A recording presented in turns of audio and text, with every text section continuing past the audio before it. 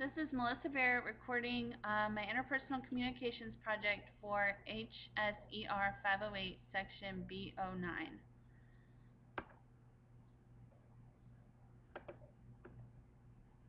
So who I am, I was married July 10, 2010 to my husband Logan. He has enabled me to learn more about myself, including how I communicate and listen to him and others. And I've learned many things in our marital relationship. And this course has enabled me to gain deeper perspective into my personality, my listening style, and my communication strengths and weaknesses. I was born in Decatur, Georgia on June 5, 1986. I have one sister who is 4 years younger than me, and I have grown up in the church my whole life. My dad was a pastor for 7 years, and the moment I knew I wanted to become a counselor was during my undergrad studying early childhood education.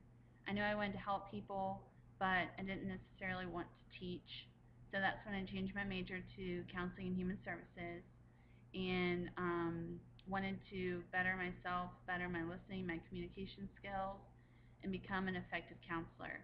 My overarching goal for my life is to become better skilled in listening and helping others so that I can become a more effective counselor, wife, student, and follower of Christ. This course has helped me in my journey to identify ways that I can become an effective listener, communicator, when helping others, and managing conflict and enlarging the conversation. So on the fifth slide, you'll see enlarging the conversation is about producing knowledge that empowers our relationships, one conversation at a time. This is important when we are in interpersonal communication daily with others. What we have learned in this course and about ourselves will give us the knowledge and the skills to be better counselors, friends, spouses, parents, and co-workers. In the next slide, my behavioral blend and enlarging the conversation, you'll see my results from the Discovery Health Interpersonal Communications Test.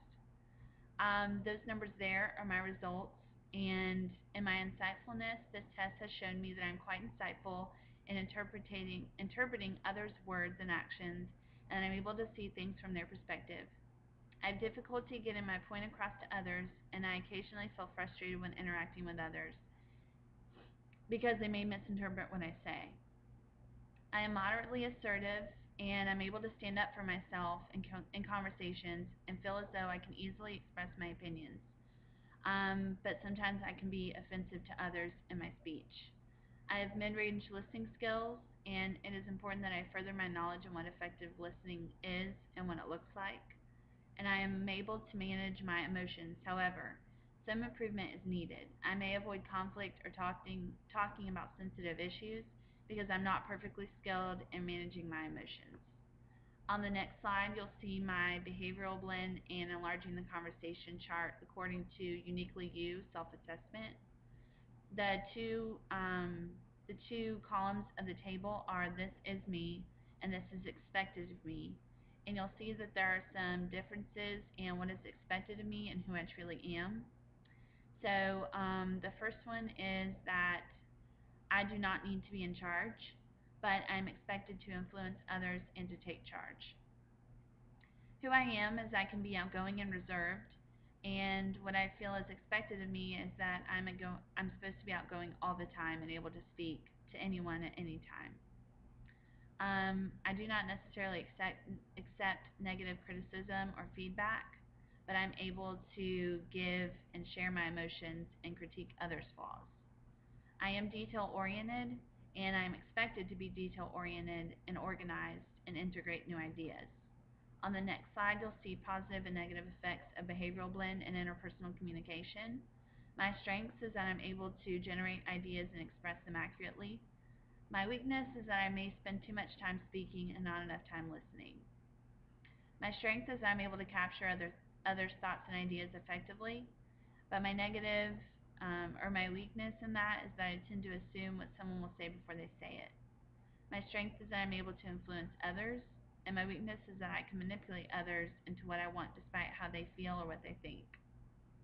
I can speak fluently in front of others, however, I tend to dominate conversations and I don't listen as much as I should. I tend to listen to others intently when I'm interested in the subject matter. When I'm not interested, I tend to tune them out.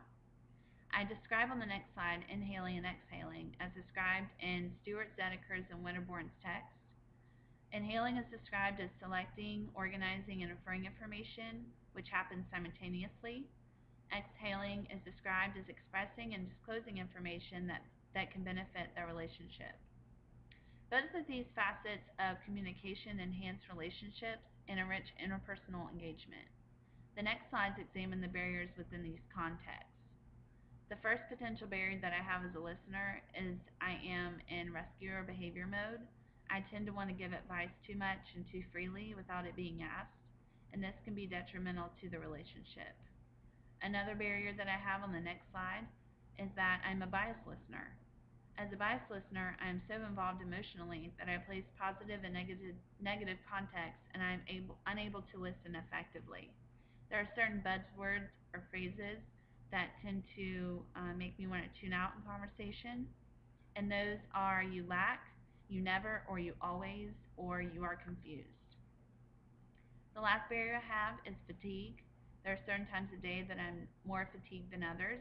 Typically in the afternoon, I tend to be more fatigued than in the morning. On the next slide, I explain solutions to these barriers. For the first barrier, it is important that I begin to listen to the talker and understand how they feel and what they are going through. I should hold my advice when it is asked to break the yeah but cycle that occurs between the listener and the speaker. Shipley states, in order for communication to be effective, patients must perceive that they are heard and understood.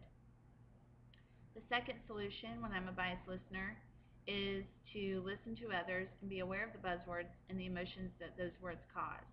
If I listen to others and not respond emotionally first, then I can become an effective listener. As Shipley states, one must empty oneself of one's own prejudices, patterns of responding, and frame of reference. On the next slide, the third solution regarding fatigue can be to schedule my time effectively so I'm able to devote my energy and time when it is most needed. Burley Allen suggests that fatigue is an issue at a specific time of day, then jot down notes and listen at a level 2 so you can later go back to your notes and remember what was said. Scheduling pertinent information, meetings, and appointments during the afternoon is probably not a good idea, so I need to do those things during the morning hours when I'm most focused. The next slide discusses internal noise pollution. Daydreaming and being distracted is a problem when I am in conversation regarding a subject that I'm not interested in. When this happens, it is important to focus on what is said and engage on listening, and this can be an effect of my IC personality blend of wanting to dominate the conversation and talk about subjects that interest me more than what interests the other person.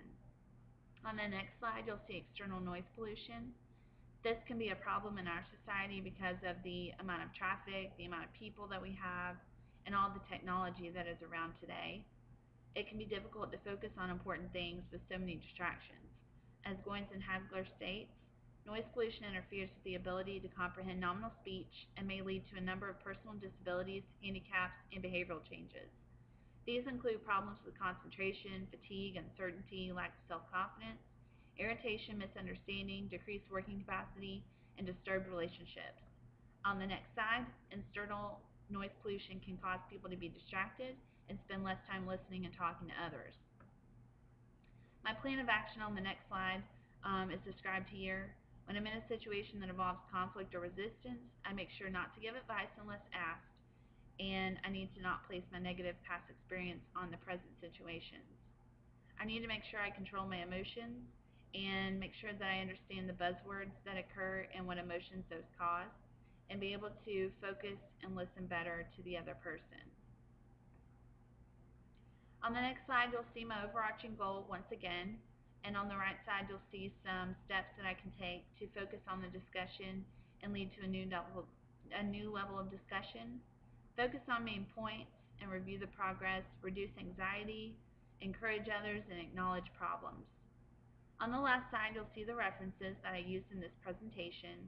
It was a pleasure being in this course, and I thank you for allowing me to learn such things.